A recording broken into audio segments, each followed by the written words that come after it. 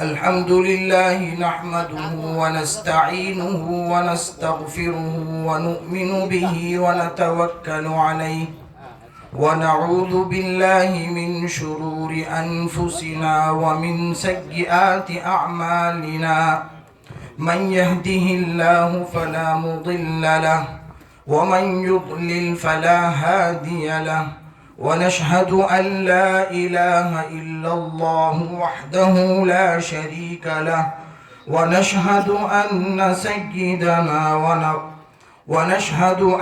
سيدنا ومولانا محمدا عبده ورسوله. أعوذ بالله من الشيطان الرجيم. بسم الله الرحمن الرحيم. إنا نحن نزلنا الذكر وإنا له لحافظون. صدق الله العظيم. سب سے پہلے میں اللہ تبارک و تعالیٰ کا شکر ادا کرتا ہوں، پھر اس کے بعد تشریف لائے ہوئے مہمانان عظام، خاص کر شہر کولار سے تشریف لائے ہوئے ہمارے صدر صاحب کا، اور پھر اس کے بعد شہر کے علماء کرام کا اور ان مہمانان عظام کا جو ہماری اور علماء کی محبت میں یہاں تشریف لائے ہیں.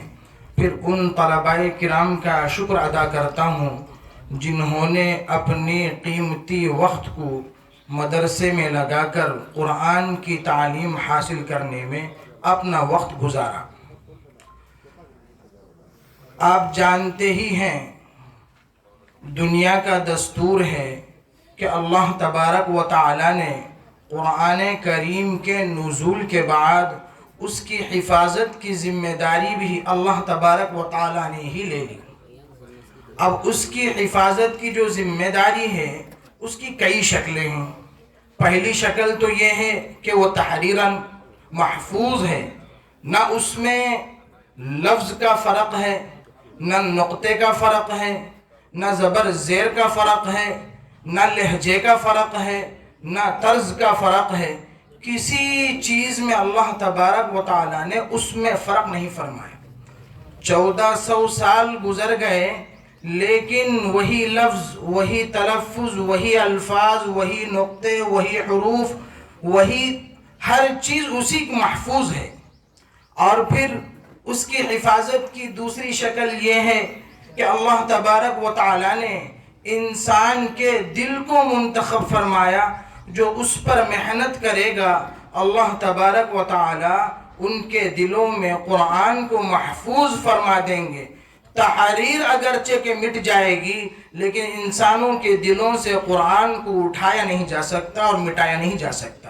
اللہ نے پہاڑوں کو حکم دیا، پہاڑوں نے انکار کیا، اور دوسری مخلوقوں کو حکم دیا، کسی نے اس کو قبول نہیں کر سکا. لیکن اللہ تبارک و تعالیٰ نے اپنی مصلحت کے اور اپنی حکمت کو مد نظر رکھتے ہوئے انسانوں کے دلوں کا انتخاب فرمایا، جس میں قرآن کریم کو مکمل طور پر ایک بچہ، ایک جوان، ایک عمر دراز عورت، ایک جوان لڑکی کو جو محنت کریں گے اسے اپنے دل میں بسا سکتے ہیں. یہ حفاظت کی دو شکلیں ہیں، اور یہی شکل مدارس میں بھی ہیں. یہاں تحریراً بھی محفوظ اور یہاں تقریراً بھی محفوظ، اور یہاں جو ہے بچے جو معصوم اٹھ کر کے صبح سے لے کر شام تک جو پڑھتے ہیں ان کے دلوں میں بھی محفوظ. اب جس عنوان کے تحت بندے کو بلایا گیا ہے، میں سمجھتا ہوں کہ اللہ تبارک و تعالی اسی عنوان کے تحت قیامت میں اگر اٹھا لے تو ہماری نجات کا ذریعہ ہے، ہماری مغفرت کا ذریعہ ہے. اس لیے کہ جو معصوم بچے ہیں ان کو معلوم نہیں آگے چل کر کرنا کیا ہے، لیکن پھر بھی یہ بچے جو ہیں استاد کے حکم پر، والدین کے حکم پر قرآن کریم پڑھتے رہتے ہیں. جب ایک عمر کو پہنچتے ہیں تو ان کو پتہ چلتا ہے کہ ہم نے 2 سال محنت کیا، 3 سال محنت کیا، 4 سال محنت کیا، تب جا کر کے یہ قرآن ان کے دلوں میں پیوست ہو جاتا ہے، پتھر پر لکیر کی طرح ان کے دلوں میں اور دماغ میں پیوست ہو جاتا ہے، بیٹھ جاتا ہے۔ یہ قرآن کی عظمت نہیں تو اور کیا ہے؟ اللہ تبارک و تعالیٰ نے ایک ایسا نظام بنایا قرآن کریم کے حفظ کا، اس نظام کو بدلا نہیں جا سکتا۔ اگر کوئی دستور کے مطابق کچھ کوشش کر لے وہ الگ بات ہے، لیکن مدارس، مکاتب، خانقاہیں، اسلام کے قلعے ایسی چیز ہیں جہاں ایک سوئی کے ساتھ طلبہ بیٹھ کر قال اللہ قال الرسول کے نعرے لگاتے ہیں، تب جا کر کے وہ دلوں میں پیوست ہوتا ہے۔ پھر جا کر کے جب سنانے کا موقع آتا ہے تو پھر وہ کھڑے ہو کر بیٹھ کر قرآن کو 1 نشست میں، 2 نشست میں، 3 نشستوں میں سناتے ہیں۔ یہ قرآن کا معجزہ ہے۔ جو بچہ بولنا بھی نہیں جانتا، جسے بولنے کی ترکیب تک نہیں آتی، اللہ ایسے بچے کے دل میں قرآن کو پیوست کر دیتے ہیں۔ اب بات جو ہے ہم مردوں کے درمیان، لیکن پس پردہ عورتیں اور مائیں بھی بیٹھی ہوئی ہیں، ہماری بہنیں بھی بیٹھی ہوئی ہیں، یہ ان کے لیے بھی ایک ہدایت کا ذریعہ ہے۔ ساری امت، ساری کائنات کے لیے قرآن ہدایت کا ذریعہ ہے۔ حضرت علی میاں ندوی رحمت اللہ علیہ کے والدہ کا ایک بڑا عجیب قصہ ابھی ذہن میں آیا، سنا دیتا ہوں کہ حضرت کی والدہ کو قرآن حفظ کرنے کا بڑا شوق تھا۔ اب وہ شوق بار بار انہیں ورغلاتا، جھنجھوڑتا کہ میں قرآن حفظ کر لوں۔ اس کے بعد حضرت علی میاں ندوی رحمت اللہ علیہ کی والدہ جو ہیں اپنے بھائی سے قرآن کو حفظ کرنا شروع کیا۔ کتابوں میں لکھا ہے کہ 3 سال لگے قرآن کی حفظ کرنے میں والدہ کو۔ سوچ کر کے دیکھو کتنی عمر ہوگی، 3 سال لگے۔ اور جب قرآن انہوں نے حفظ کر لیا تو پھر وہ رمضان میں بڑے شوق سے قرآن پڑھا کرتے تھے۔ حضرت علی میاں ندوی رحمت اللہ علیہ یہ قصہ بیان کرتے ہوئے فرماتے ہیں کہ میں اپنے والدہ کے قرآن کو سننے کے لیے اپنے کمرے سے باہر چھپ کر کان لگا کر کے سنتا، اس لیے کہ والدہ ہے، بچے کے سامنے پڑھی کچھ تکلف ہو جائے، تو لہٰذا بے تکلف والدہ پڑھے اور میں سنوں۔ اس شوق سے والدہ کے کمرے کے باہر کھڑے ہو کر قرآن سنا کرتے۔ حضرت علی میاں ندوی رحمت اللہ علیہ نے فرمایا کہ میری والدہ اتنا شوق اور لطف انداز قرآن پڑھتے کہ میرا دل بے چین ہو جاتا والدہ کا قرآن سننے کے لیے، اور میں والدہ کا قرآن سنتا ہی رہتا تھا۔ حضرت لکھے ہیں کہ روزانہ 1، 2، 3 پارے پڑھنے کا معمول تھا۔ یہ عورتوں کا حال ہے جن کو خیر النساء کا لقب دیا گیا۔ میری ماں اور بہنوں، یہ آپ کے لیے بھی ایک قصہ عبرت کا ہے، ہدایت کا ہے۔ ہم چاہیں تو ہم بھی اس طریقے سے قرآن حفظ کر سکتی ہیں، قرآن پڑھ سکتی ہیں۔ اور قرآن کی عظمت میں کیا کہیں، اس کی عظمت تو بڑی ہے، اس کی شان بڑی ہے، اور جس کو یہ مل جائے ساری دنیا کی نعمتوں سے یہ بہرور ہو گیا۔ اگر کسی کو قرآن مل جائے پھر یہ گمان کرے مجھے کچھ نہیں ملا تو پھر یہ بیوقوف ہوئی ہے۔ جس کو قرآن مل جائے ساری دنیا کی نعمتیں اس کو مل جاتی ہیں۔ کیا چیز نہیں ہے قرآن میں؟ اللہ تبارک و تعالیٰ نے پوری چیزیں قرآن میں۔ اس پر ایک قصہ یہ بھی حدیث قدسی میں ہے، اگر کوئی آدمی قرآن پڑھتا رہ گیا اور دعا نہیں کر سکا، قرآن پڑھتا رہ گیا اللہ سے مناجات نہیں کر سکا، قرآن پڑھتا رہ گیا اللہ سے اپنی دل کی ضروریات کو بول نہیں سکا، اللہ فرماتے ہیں اس قرآن پڑھنے والے کو اس کے مانگنے سے زیادہ میں عطا کرتا ہوں۔ یہ قرآن کی برکت ہے، قرآن کی فضیلت ہے۔ لیکن آج ہم اپنے گھروں میں جا کر کے دیکھیں 6 مہینے، سال لگ ہو جاتے ہیں، قرآن کے اوپر سے دھول نہیں ہٹتی۔ اس پر اور ایک قصہ بھی یاد آ گیا۔ ایک عابد تھے، ان کی والدہ کا انتقال ہو گیا۔ بات لمبی ہو رہی ہے، ابھی اور بڑے بڑے علماء کرام ہیں، ان سے بھی باتیں سننا ہے۔ 2-3 قصے سنا کر میں اپنی بات ختم کر دیتا ہوں، اس لیے کہ میرا موضوع عظمت قرآن ہے۔ اس میں جتنے طلباء پڑھ رہے ہیں قرآن ہی پڑھ رہے ہیں، اور یہ طلباء کو روزانہ ہم نصیحت کر ہی دیتے ہیں کہ یہ پڑھو وہ پڑھو ایسا پڑھو ویسا پڑھو. میرا خطاب ان والدین سے ہے, ان ماں اور بہنوں سے ہے جو میری بات سن رہے ہیں. آج یہ جذبہ لے کر کے جائیں, آج یہ شوق لے کر کے جائیں کہ ہمیں قرآن کریم کو ہر حال میں پڑھنا ہے, کسی حال میں نہیں چھوڑنا. اس عابد کا قصہ لکھ کر کے ہے کہ کچھ دن کے بعد ان عابد کی والدہ کا انتقال ہو گیا. اب وہ جمعہ کی رات اور جمعرات کی رات کو والدہ کے قبر پر جاتے, جو چیزیں انہیں یاد تھی وہ پڑھ کر سناتے, بخش دیتے, واپس آ جاتے. اب کسی اللہ والے نے خواب میں دیکھا ان کی جو والدہ ہے, ان کی والدہ سے ملنے کے لیے بہت بڑا مجمع ان کے پاس آ رہا ہے. آ کر کے وہاں ان کی عورتیں اس والدہ سے پوچھتی ہیں کہ یہ لڑکا کون ہے جو آتا ہے آپ کے لیے بخش کر کے جاتا ہے. ان کی والدہ کہتی ہیں کہ یہ میرا بیٹا ہے جو جمعرات کے وقت, جمعے کے وقت جب بھی موقع ملتا ہے آتا ہے, کچھ قرآن کریم پڑھتا ہے, بخش کر جاتا ہے. اور اس کے ایصال ثواب ان کی والدہ تک پہنچا دیا جاتا ہے تو ان کی والدہ خوش ہو جاتی ہیں. اور دوسری جو مائیں اور بہنیں وہاں اس ماں کے ساتھ ہوتی ہیں, وہ کہتی ہیں کہ آپ کا بچہ تو آپ کو یاد کر کے آتا ہے, ہمارا کوئی رشتہ دار, ہماری کوئی اولاد ہمارے لیے پوچھ کر نہیں آتی. پھر ان کی والدہ اس بچے سے خواب میں بولتے ہیں, میرے بیٹے جب تم آتے ہو پڑھنے کے لیے یہ ساری عورتیں مجھے گھیر لیتی ہیں اور اس انتظار میں رہتی ہیں کہ مجھے بھی کچھ ایصال ثواب مل جائے. بیٹا تم روزانہ آیا کرو, آنے کی اس سلاست کو نہ توڑنا, تم روزانہ آ کر کے کچھ نہ کچھ پڑھ کر جایا کرو.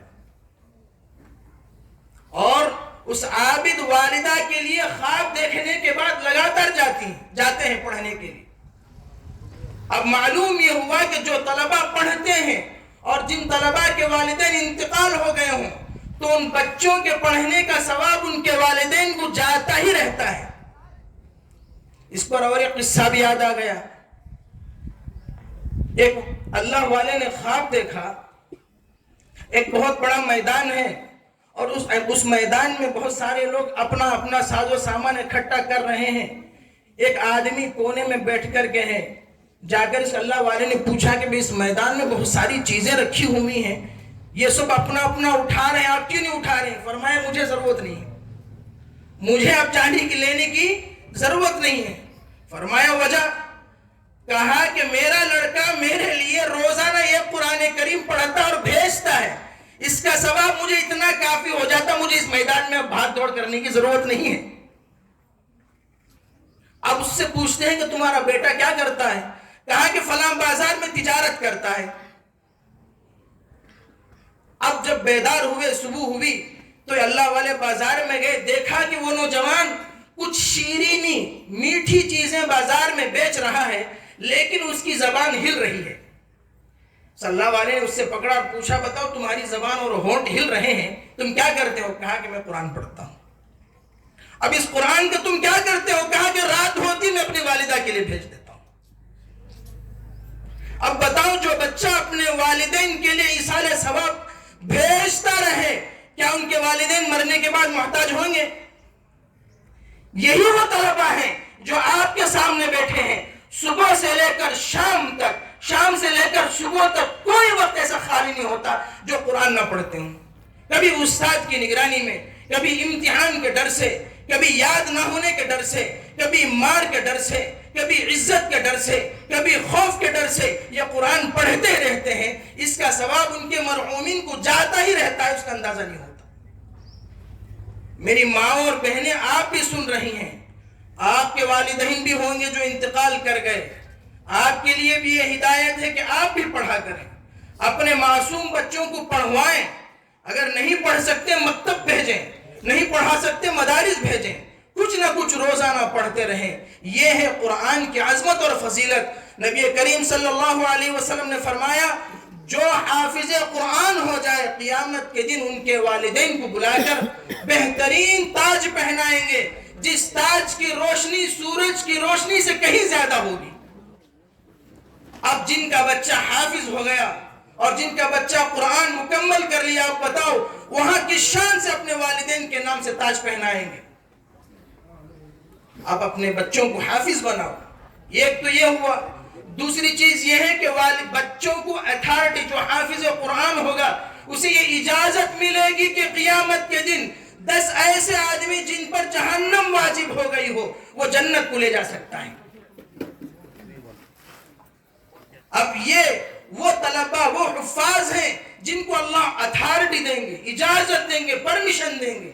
کتنے خوش نصیب ہوں گے ان کے والدین. ان کا بچہ قرآن پڑھے گا، ان کے والدین کو سر کا تاج پہنا جائے گا. اور پھر حضور فرماتے ہیں وَارْتَقِ وَرَتِّلْ كَمَا كُنْتَ تُرَتِّلُ فِي الدُّنْيَا فَإِنَّ مَنْزِلَتَكَ عِنْدَ آخِرِ آيَةٍ تَقْرَؤُهَا. اے حافظ قرآن تو پڑھتا جا اور چڑھتا جا، جہاں تیری آخری آیت ہوگی وہاں تک تیرے درجے ہوں گے. اب بتاؤ، حافظ قرآن ایک آیت پڑھے گا 1 درجہ، 2 آیتیں 2 درجے. پورا قرآن پڑھے گا اور پورے قرآن کا درجہ کتنا بڑا ہوگا. تو لہٰذا میں تمام ساتھیوں سے میری ادباً گزارش ہے، قرآن کو نہ چھوڑیں، قرآن کو دل سے لگا کر کے رکھیں.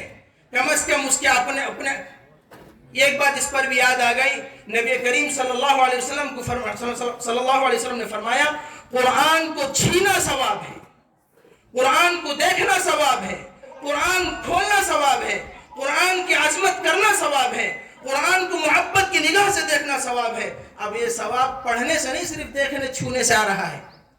اب ہم لوگ مسجدوں میں، گھروں میں، بازاروں میں جہاں چاہیں قرآن پڑھ سکتے ہیں. قرآن پڑھنا بالکل آسان ہے.